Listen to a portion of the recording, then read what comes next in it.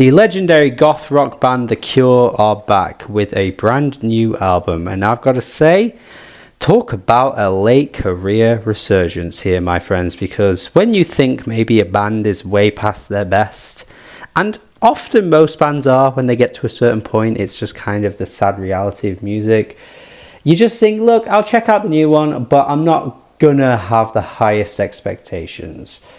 And when you're thinking it's probably just going to be fine, it's going to be maybe even average, and maybe to some extent potentially bad with some bands when they've just gone way beyond their best days and they're just dropping arse cheeks music, you just don't necessarily mind, because you're like, well, I didn't expect much anyway. I'd rather it not be bad, but I didn't expect much.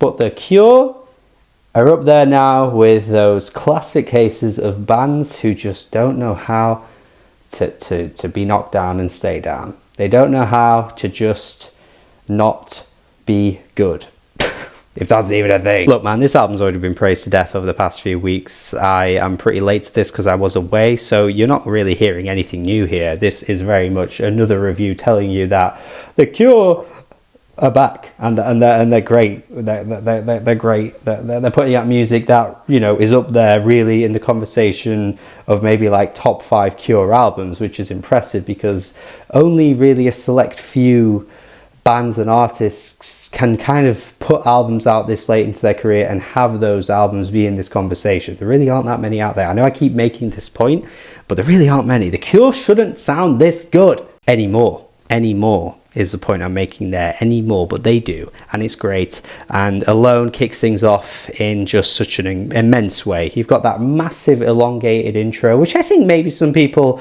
could be itching for it to hit that kind of big moment quicker, maybe. But for me, I'm just locked in. As soon as that guitar is just consuming my brain, I'm locked in, man. It's just immediately brimming with anguish.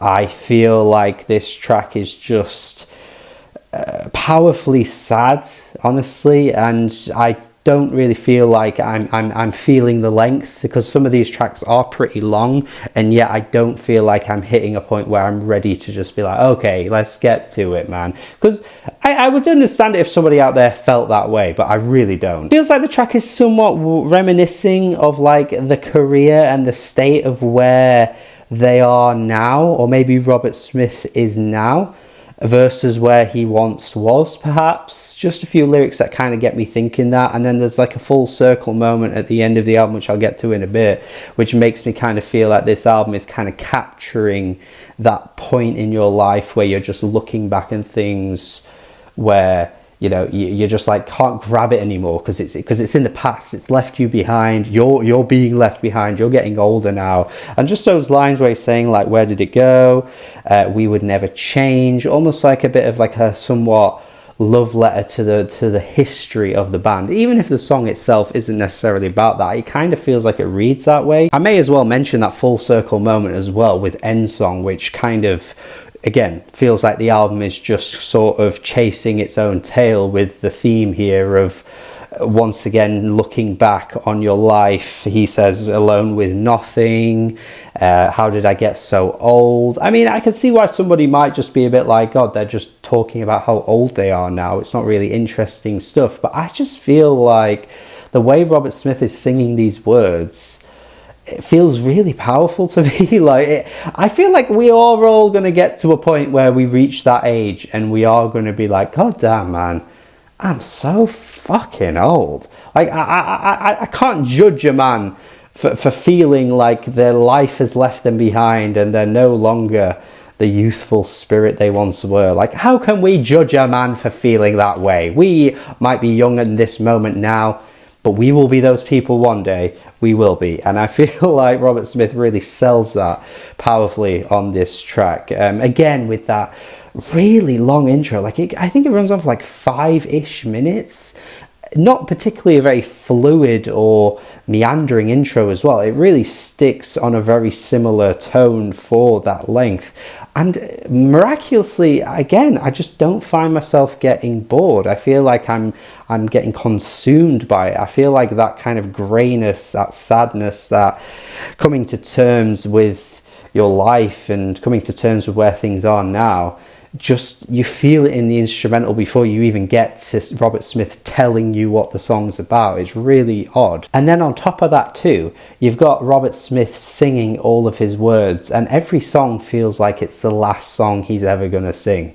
I don't know if this is going to be like the final Cure album. Perhaps it will be, perhaps it won't be, but there's just something about that like anguish and despair in his voice where it just feels like this is the last one. Like, we've got to make this song feel like it's the last one we're ever making. It's really sad, actually. Pairing that with some of the themes as well, which are quite obviously sad in places. I mean, most of the album, obviously it's the Cure album, of course, but Nothing Is Forever, where he has that line at the end of the track where he says, "Slide down close beside me," which I find really, again, really heartbreaking to hear, because obviously the song is about like somebody being on their deathbed and you kind of being with them until the very end, and there's just something so sad about that. It's as if like the person might be just like on the floor, not being able to move, not being able to get up, and you're just like sliding down beside them, or perhaps on a bed, something like that. There's just the imagery that conjures up with that line, even though it's quite a simple line.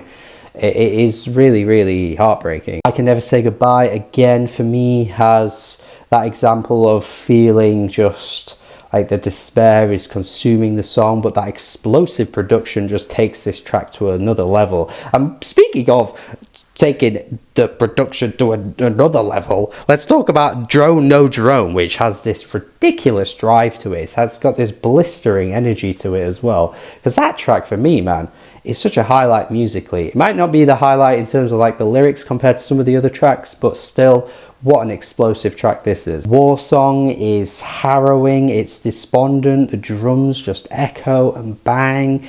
The whole album is just ridiculously atmospheric. It's like got this kind of shoegaze aesthetic to it, but it's also just kind of like hollow, and like everything's just being sung from a cave, so everything just feels like it's echoing and bellowing, and you're just like maybe stood outside the cave listening to them, and you're freezing cold and you just want some warmth, but it's never going to come because it's just all so depressing. Like, it's really well executed. Like, I love the aesthetic sounds, like I say, with that shoegaze sound also being paired with maybe some of their classic goth rock sounds too. It just all sounds brilliant. Like, the production is top notch. And like I say with the album too, I just think it's a ridiculously well executed album that reminds us of the best days of The Cure for me. Like, this is really fantastic. This is definitely up there, one of the best albums of the year for sure.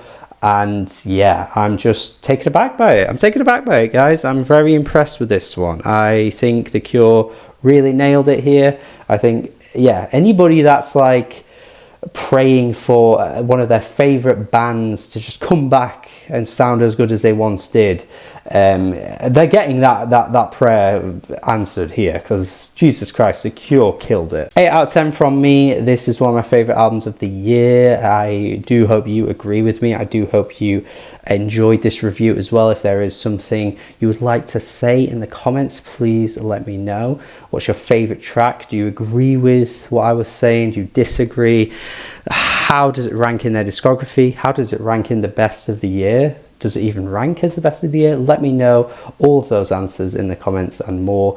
Do have a good day. Subscribe if you haven't already as well for more reviews as well. We're getting like close to year-end list season as well, so make sure you're sticking around for more content, because we're going to get exciting with all the lists coming pretty soon.